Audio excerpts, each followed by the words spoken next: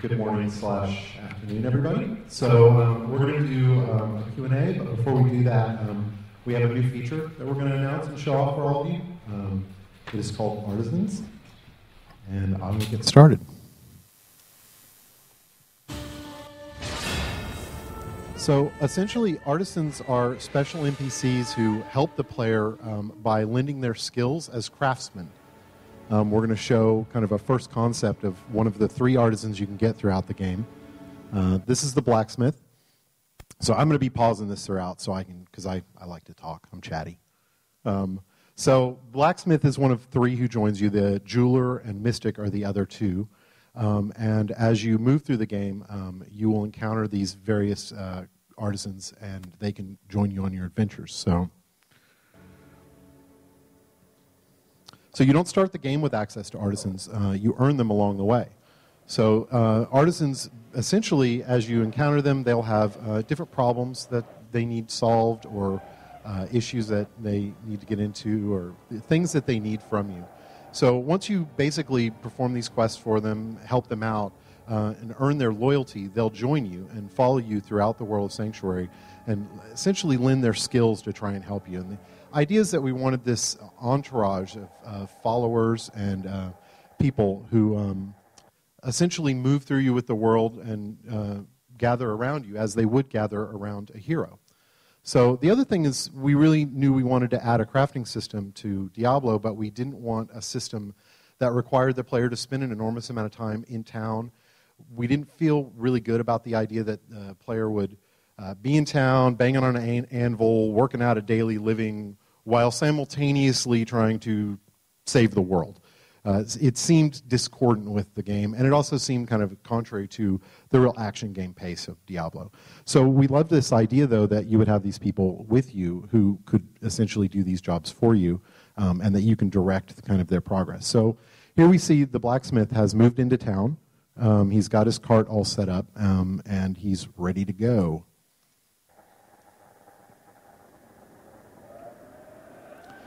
So artisans have a bunch of things they can do for you. They can act as just kind of normal vendors. So you can buy items. We'll put better items in that store eventually. They won't all just be lousy, crappy white items. And you can sell stuff to them that you don't want. So they could just serve that basic function. All artisans can also craft items depending on the type of artisan they are. So the blacksmith mostly focuses on more heavy armor, chest pieces, things like that, and some weapons. Usually weapons more angled towards melee characters, although every artisan can do something for every class. Also, every artisan has special abilities. So the blacksmith can repair items, and none of the other artisans can do that. And he can also add sockets to items so that you can put gems into basically any item. So any item that doesn't already have sockets on it.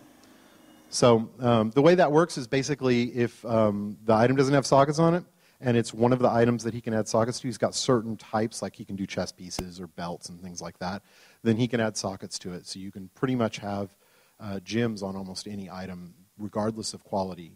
And so this is one of the goals we have, is really make the gem game from Diablo II a little more prolific throughout. So the other thing that all artisans can do is they can train so they can get better over time, and we'll show that in a little bit. And they also have awesome gossip options for all of your, fun learning about the world of Sanctuary. So here we have the crafting system. Essentially, crafting can't really work in Diablo the way it would work in a lot of other games. We don't want the items to be predictable.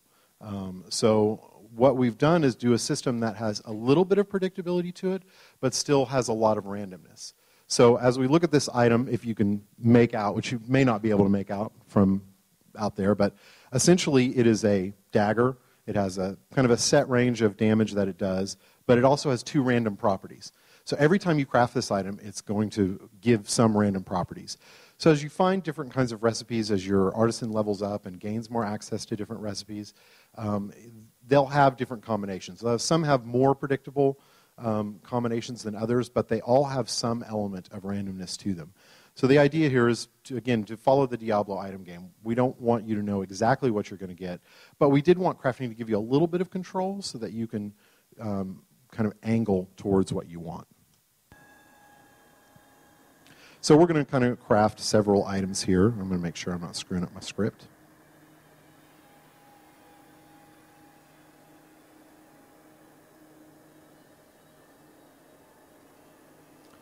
So as you see, this one's got a couple more predictable, but still a couple random properties. And once you've got the materials you need and the money and you're ready, you can craft your item. See, it's fairly quick.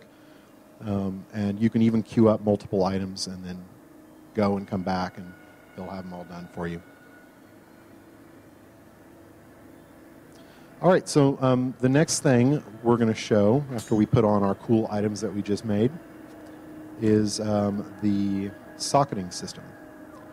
So essentially, as I mentioned, the blacksmith has a couple of different items that he can do this to: shields, belts, chest pieces. Basically, if it's any of those that are applicable, he can do. And he can take the item, put it in, pay what is currently an exorbitant gold fee, won't be probably quite that exorbitant, and then add gems to that item.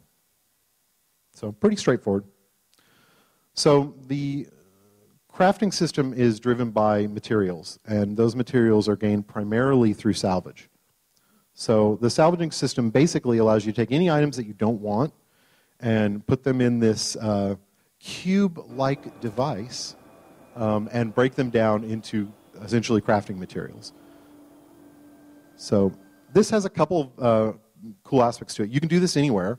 So if your bags are full and you don't want to go back to town, you can just break down some items. And our goal is really to essentially strike a good balance between your desire to sell items and your desire to break them down. We don't want that to be a really hard choice, like you're struggling with each item. There's going to be some items that you obviously want to sell because they're worth more gold, and some items that are better to break down. Usually, higher quality items that don't have great affixes on them, so they don't sell very well. Those are the primary places, and the more rare the item is, the better the materials you get off of it. And there's also some randomness to the world.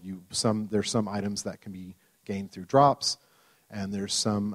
And you can also get recipes through drops as well. So one of the big parts of the item game for crafting is actually finding the really good recipes out in the world.